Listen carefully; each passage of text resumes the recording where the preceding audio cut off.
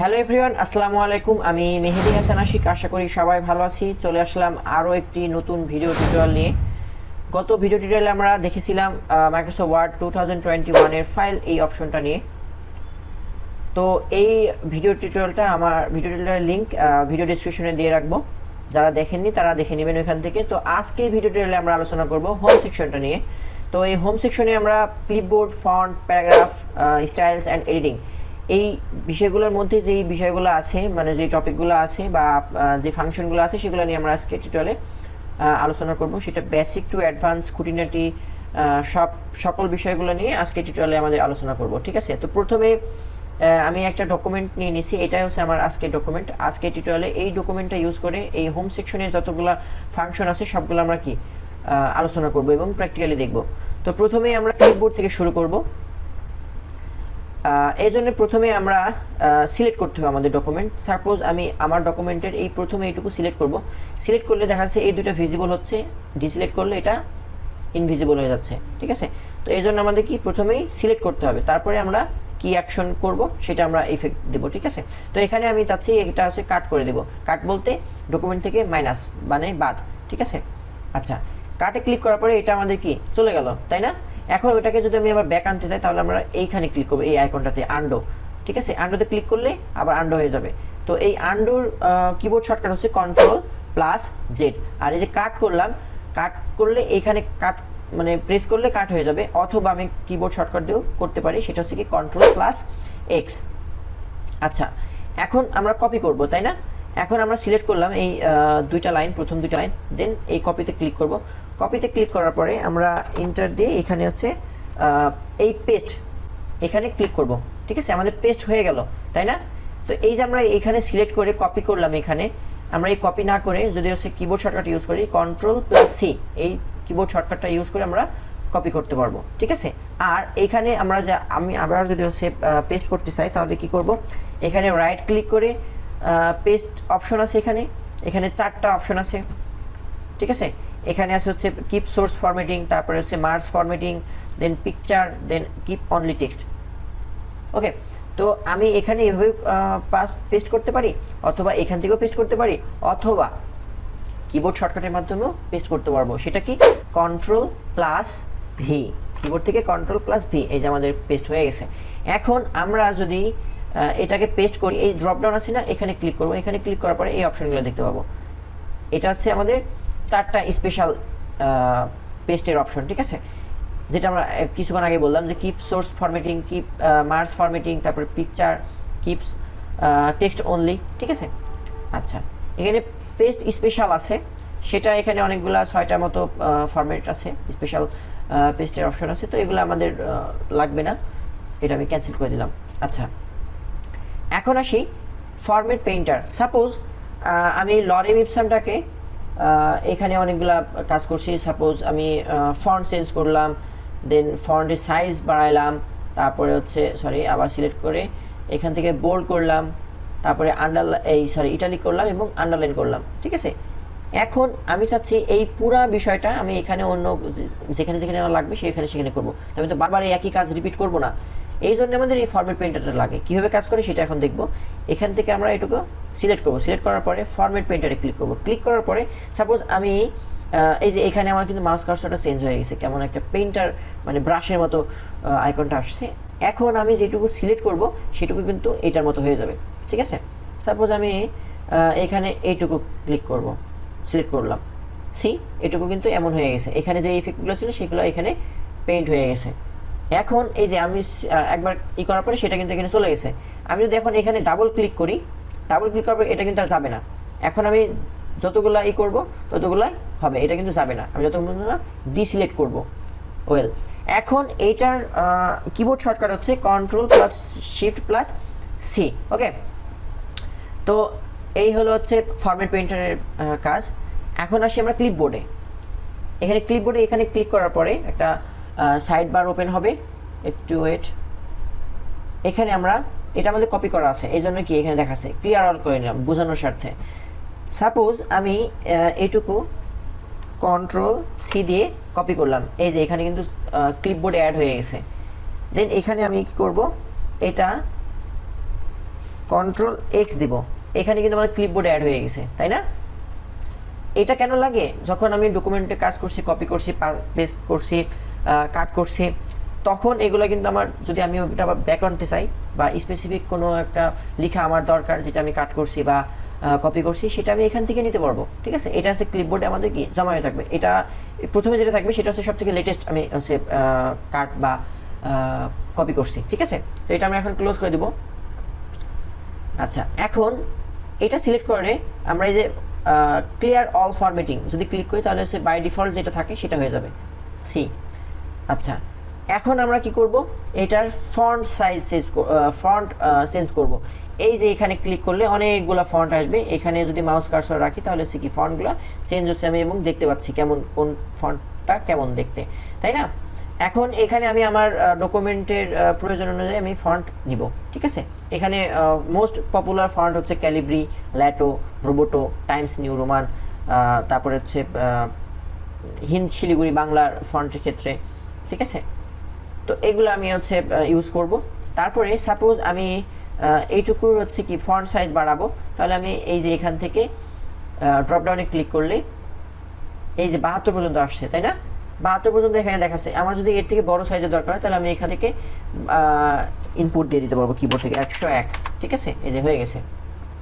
তো আমি কি করব, এটা আমি আবার ক্লিয়ার অল ফরম্যাটিং করে নেব। নেওয়ার পরে তারপরে যেটা আছে এটা হচ্ছে কি ইনক্রিজ ফন্ট সাইজ। সাপোজ আমি এইটুকু সিলেক্ট করছি, এটা হচ্ছে আমি ইনক্রিজ করব 1 বাই 1, এক এক করে বাড়বে। ঠিক আছে, এভাবে হচ্ছে ফন্টটা বাড়বে, ফন্টের সাইজ। তো এটার কিবোর্ড শর্টকাট হচ্ছে কি control plus shift plus greater than. ঠিক আছে, আর তারপরে আছে কি ডিক্রিজ ফন্ট সাইজ। তো আমি যদি এখানে ক্লিক করি তাহলে 2 করে 1 করে হচ্ছে ফন্ট সাইজ কমবে। আর এটার কিবোর্ড শর্টকাট হচ্ছে control plus shift plus less than. Okay, এরপরে আসে চেঞ্জ কেস। এখানে এই ড্রপডাউনে ক্লিক করলে 5টা হচ্ছে চেঞ্জ কেস দেখতে পাচ্ছি, তার মধ্যে হচ্ছে সেন্টেন্স কেস। এটা যদি ক্লিক করি তাহলে কি হবে, এই যে পুরা এই সিলেক্ট করার মধ্যে প্রথম যে ওয়ার্ডটা আছে তার প্রথম লেটারটা হচ্ছে কি বড় হাতের, বাকিগুলো কি সব ছোট হাতের। ঠিক আছে, এখন যদি আমি চেঞ্জ কেস করি, সবগুলো যদি লোয়ার দেই তাহলে সবগুলো কিন্তু লোয়ার, এই যে এটা লোয়ার হয়ে গেছে। তারপরে আছে কি আপার কেস, সবগুলো আপার হয়ে যাবে, সরি এই যে সবগুলো বড় হাতের হয়ে গেছে। এখন যদি আমি ক্যাপিটালাইজ ইস ওয়ার্ড, প্রত্যেকটা ওয়ার্ডের প্রথম অক্ষর বড় হাতের হবে, সবগুলো কিন্তু বড় হাতের, প্রত্যেকটা ওয়ার্ডের প্রথম অক্ষর কি বড় হাতের। তারপরে কি টুগল কেস, এটাতে কি হয় সবগুলার প্রথম ওয়ার্ডটা হচ্ছে কি ছোট হাতের, প্রত্যেকটা সেন্টেন্সের প্রথম ওয়ার্ড প্রত্যেকটা ওয়ার্ডের প্রথম লেটার কি ছোট হাতের। ওকে, আচ্ছা, এটা আমরা ক্লিয়ার ফরম্যাটিং করে দেব। এখন এটা সিলেক্ট করে ক্লিয়ার ফরম্যাটিং করে দেব। আচ্ছা, এখন এখানে আমি চাচ্ছি এটাকে আমি বোল্ড করব বা মোটা করব। ঠিক আছে, লেখাটা, তাহলে আমরা এখানে ক্লিক করব, তাহলে কি আমাদের বোল্ড হয়ে যাবে। আর কিবোর্ড শর্টকাট হচ্ছে কন্ট্রোল প্লাস বি। আচ্ছা, এখন এটাকে আমরা হচ্ছে ইটালিক করব, তাহলে আমরা এখানে ক্লিক করব, তাহলে আমাদের লেখাটা একটু বাঁকা বাঁকা হবে। আর এটার কিবোর্ড শর্টকাট হচ্ছে কন্ট্রোল প্লাস আই। ওকে, আবার এই লেখাটাকে আমরা আন্ডারলাইন করতে যাচ্ছি, তাহলে কি করব, আমরা এই আন্ডারলাইনে এখানে ক্লিক করব, তাহলে কি আমাদের আন্ডারলাইন হয়ে যাবে। ঠিক আছে, আর এটা কিবোর্ড শর্টকাট হচ্ছে কন্ট্রোল প্লাস ইউ। এখানে যে ড্রপ ডাউন আছে এখানে ক্লিক করার পরে এখানে দেখতে পাচ্ছি অনেকগুলো স্টাইল আন্ডারলাইনের, তো এগুলো আমাদের ইচ্ছা মতো ইউজ করতে পারবো। আর আন্ডারলাইনের কালারটাও দিয়ে দিতে পারবো, অটোমেটিক্যালি হচ্ছে ব্ল্যাক থাকে। আমরা এখানে যতগুলো কালার আছে সেখান থেকে আমরা কালার নিতে পারবো, এবং মোর কালার থেকে আমরা স্পেসিফিক কালারও চুজ করতে পারবো। ঠিক আছে, আচ্ছা, এখন আসি স্ট্রাইক থ্রো। এখন সাপোজ লেখার মধ্যে যে কাটাকাটি হয়, যেটা ভুল হয়, সেটা আমরা করতে পারি কীভাবে কাটি, একবারে কেটে দেয়। তো এখানেও সেই সিস্টেমটা আছে, এটা সিলেক্ট করার পরে আমরা স্ট্রাইক থ্রোতে ক্লিক করব, এই যে কেটে দিচ্ছে। ঠিক আছে, এটা হচ্ছে স্ট্রাইক থ্রোর কাজ, তো আমরা এটা ডিসিলেক্ট করে দিব। আচ্ছা, এখন আসি সাবস্ক্রিপ্ট। এইটা বোঝাতে আমি এখানে একটা আছে ডিজিট লিখবো 102। ঠিক আছে, আমরা ম্যাথমেটিক্যালি করি না, সে 10 স্কোয়ার 10 টু দি পাওয়ার 10 এর পাওয়ার 2। তো এইখানে আমরা সিলেক্ট করব, সিলেক্ট করার পরে সাবস্ক্রিপ্ট দিলেই এখানে কি দুইটা নিচে চলে গেছে, তাই না? তো এটার কিবোর্ড শর্টকাট হচ্ছে কন্ট্রোল প্লাস ইকুয়াল টু, ওকে, আর এটার নাম কি সাবস্ক্রিপ্ট। এখন এই যে এমন এমন যদি করি তাহলে উপরে চলে যায় 10 স্কোয়ার, তাই না? এটা হচ্ছে সুপারস্ক্রিপ্ট, আর এটার কিবোর্ড শর্টকাট হচ্ছে control plus shift plus plus, okay, এটা আমরা বুঝতে পারছি। এখন আসি, এটা হচ্ছে কি আমাদের টেক্সট ইফেক্ট অ্যান্ড টাইপোগ্রাফি। এখন এটা আমরা যদি সিলেক্ট করি, সিলেক্ট করার পরে এখানে যদি আমরা ক্লিক করি ড্রপ ডাউনে, এখানে অনেকগুলা স্টাইল দেখাচ্ছে। তো এইগুলা আর মাউস কার্সর রাখলে কি এটা প্রিভিউ হয়। তো এটা আমাদের ডকুমেন্টের প্রয়োজন অনুযায়ী আমরা এগুলো ব্যবহার করতে পারবো, ঠিক আছে। আচ্ছা, তারপরে আউটলাইন ইউজ করতে পারবো, আউটলাইনে কালার দিতে পারবো, তারপরে ওয়েট দিতে পারবো, ড্যাশেস দিতে পারবো, শ্যাডো আছে, তারপরে রিফ্লেকশন আছে, গ্লো আছে, number styles, ligature and then stylistic sets. তো এগুলা আমরা এখান থেকে ওয়ান বাই ওয়ান দেখে নিব, ঠিক আছে। এখানে যদি সবগুলো স্পেসিফিক দেখাতে চাই অনেক সময় লাগবে, এই জন্য আমি এটা স্কিপ করলাম।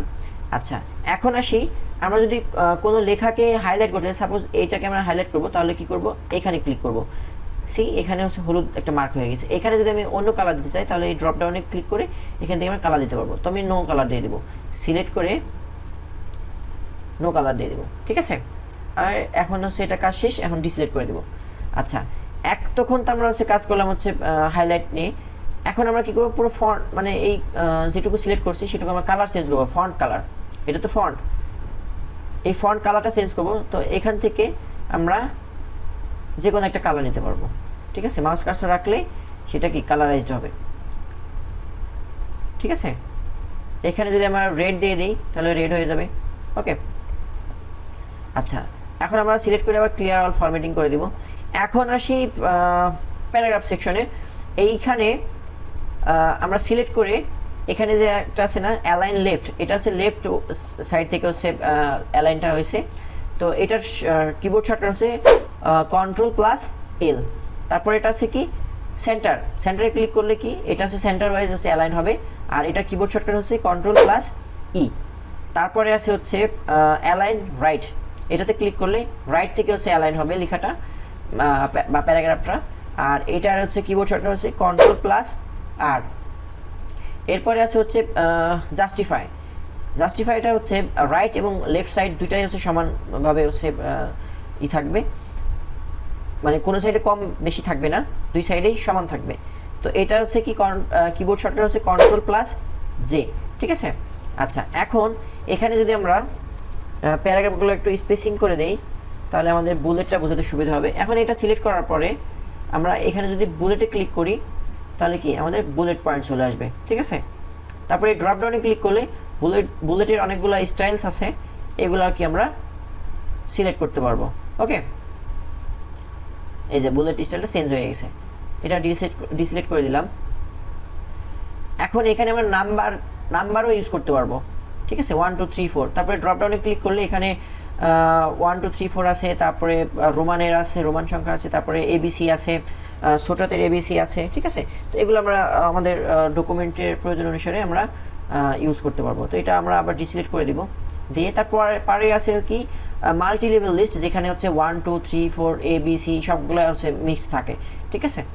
আচ্ছা, এরপরে আমরা যদি লেখাটা হচ্ছে এটা কি ইনক্রিজ ইনডেন্ট, এখানে যে অ্যারোটা আছে মানে কি রাইট সাইডে পুশ করবে লেখাটা। এটা যদি আমি ক্লিক করি তাহলে কি আমাদের রাইট সাইডে হচ্ছে লেখাটা পুশ হচ্ছে। তারপরে আমরা যদি এটা হচ্ছে ডিক্রিজ ইনডেন্ট দেই তাহলে কি আমার এটা লেফট সাইডে হচ্ছে লেখাটা সরে আসছে, তাই না, ওকে। আচ্ছা, এখন এইখানে সিলেক্ট করে আমরা এইটা দেখি, এটা হচ্ছে কি লাইন অ্যান্ড প্যারাগ্রাফ স্পেসিং। এখানে যদি দেই বাই ডিফল্ট 1 থাকে, এখানে যদি আমরা হচ্ছে মাউস কার্সারটা রাখি তাহলে কি আমাদের প্যারাগ্রাফের মধ্যে বা একটা লাইন থেকে আরেকটা লাইনের স্পেসিংটা শো করে, ঠিক আছে। তো বাই ডিফল্ট 1 থাকে, ওকে। তারপরে আমরা এখান থেকে রিমুভ স্পেস আফটার প্যারাগ্রাফ, তারপর remove add space before paragraph, এগুলো আমরা হচ্ছে আমাদের ডকুমেন্টের সৌন্দর্যের জন্য আমরা এগুলো ব্যবহার করব, ঠিক আছে। আচ্ছা, এখন আসি শেডিং। এই শেডিংয়ের জন্য এখানে আমরা সিলেক্ট করব, সাপোজ এই লেখাটার নিচে আমরা একটা কালার দেবো, তাহলে আমরা এই শেডিংটা ইউজ করবো, এই যে, ঠিক আছে। এইভাবে আমরা কি শেডিং দিতে পারবো। তো এটা হচ্ছে আমরা নো কালার করে দেব। আচ্ছা, এখন এটাকে সিলেক্ট করে আমরা যদি বর্ডার দিতে চাই তাহলে বর্ডার নিচে দিতে পারবো, টপে দিতে পারবো, তারপরে right side left side, right side, তারপরে নো বর্ডার, অল বর্ডার, ঠিক আছে, আউটসাইড বর্ডার। তো এখানে অনেকগুলো বর্ডার আছে, হরিজন্টাল লাইন আছে। তো এগুলো আমরা হচ্ছে আমাদের ডকুমেন্ট কাজের ক্ষেত্রে আমরা এগুলা ইউজ করব এবং দেখব, ঠিক আছে। ওকে, এখন আসি শর্ট। তো এটা বোঝার জন্য আমরা কি করব, যদি হচ্ছে আমরা একটা নাম্বার লিখি 1 3 4 2 0, এখানে আমরা যদি শর্ট করতে হয় তাহলে জাস্ট এই নাম্বারের ক্ষেত্রে না, লেটারের ক্ষেত্রে করতে পারবো। এখানে ক্লিক করার পরে এখানে অ্যাসেন্ডিংয়ে যদি দিয়ে ওকে করব তাহলে কি 0 1 2 3 4, ঠিক আছে। আবার যদি আমরা হচ্ছে শর্টে যাওয়ার পরে ডিসেন্ডিংয়ে দিই, মানে লাস্ট থেকে প্রথমের দিকে আসবে, তাহলে কি এমন হবে, ঠিক আছে। তো এটা হলো শর্টের অপশন। এরপরে আসি হচ্ছে স্টাইলসে আসার পরে এখানে আমরা দেখতে পাচ্ছি সিলেক্ট করব। সিলেক্ট করার পরে এখানে আমরা ড্রপডাউনে ক্লিক করব। এখানে অনেকগুলো অপশন আছে। এটা আছে নর্মাল, এটা নো স্পেসিং, এটা heading 1, heading 2, title, subtitle, emphasis, intense emphasis, তারপরে স্ট্রং, কোট, ইন্টেন্স, কোট, ঠিক আছে। তো এইগুলা হচ্ছে মাইক্রোসফট ওয়ার্ডের কিছু স্টাইল রেডিমেড। তো এগুলো আমরা ইউজ করতে পারি, অথবা আমরা যদি হচ্ছে কাস্টমাইজ কোনো স্টাইল ক্রিয়েট করতে চাই তাহলে আমরা ক্রিয়েট স্টাইল থেকে সেটা আমরা স্টাইল করতে পারবো। আবার ক্লিয়ার ফরওয়ার্ডিং করে দিলে একদম যেটা প্রথমের দিকে ছিল সেটা হয়ে যাবে, ঠিক আছে। আচ্ছা, তো এটা হলো স্টাইলসের কাজ। এখন সবথেকে গুরুত্বপূর্ণ বিষয় সেটা হচ্ছে ফাইন্ড। এই এডিটিংয়ের মধ্যে ফাইন্ড অ্যান্ড রিপ্লেস এই দুটো হচ্ছে অনেক গুরুত্বপূর্ণ। আর আজকে টিউটোরিয়ালে আমরা যেটা আলোচনা করলাম এটা হচ্ছে মাইক্রোসফট ওয়ার্ড, পাওয়ার পয়েন্ট এবং এক্সেলে সবগুলোতেই লাগবে, এগুলো কমন, ঠিক আছে। তো ফাইন্ডে যাওয়ার পরে এখানে একটা নেভিগেশন বার আসলো। এখানে আমি যদি সাপোজ একটা জিনিস সার্চ দিই, যে 1500 যদি সার্চ দিই তাহলে এই যে এখানে হলুদ মার্ক হয়ে গেছে না, তিনটা আসছে, ঠিক আছে। এই তিনটা সার্চ করে পাইছে এখানে।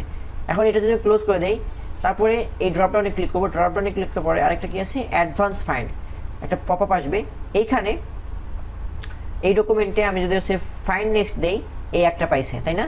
প্রথমে কিন্তু 3টা দেখাইছিল, মানে সবগুলা, আর এখন 1 বাই 1 দেখাবে, ঠিক আছে, 1 বাই 1 দেখাবে। এখানে সবগুলো সার্চ করা শেষ, এখন ফিনিশ দেখাইছে, ওকে।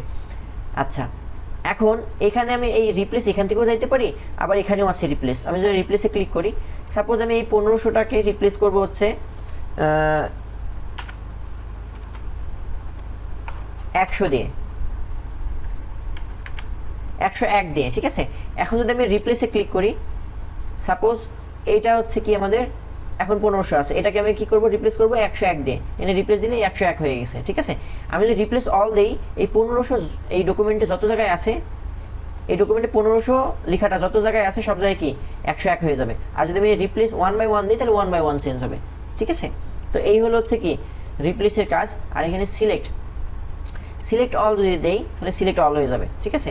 এই সিলেক্ট অল করতে আমরা এখান থেকে আমি ড্র্যাগ করে সিলেক্ট অল করতে পারি, অথবা ফাঁকা জায়গায় ক্লিক করে কিবোর্ড থেকে Ctrl+A দিলেও সবগুলো সিলেক্ট হবে, ঠিক আছে। ওকে, তারপরে কি সিলেক্ট অবজেক্ট, এইভাবে একটা অবজেক্ট সিলেক্ট করা যাবে, ঠিক আছে। আর এখানে এগুলো কোনো দরকার নেই। তো আজকে টিউটোরিয়াল এই পর্যন্তই। হোম সেকশনের যেই বিষয়গুলো ছিল খুঁটিনাটি বিষয় সবগুলো আলোচনা করা হলো। তো ভিডিওটি ভালো লেগে থাকলে লাইক, কমেন্ট এবং শেয়ার করে আমাদের সাথেই থাকুন। আর দেখা হবে নেক্সট ভিডিও টিউটোরিয়ালে। Till then take care, bye bye, আল্লাহ হাফিজ।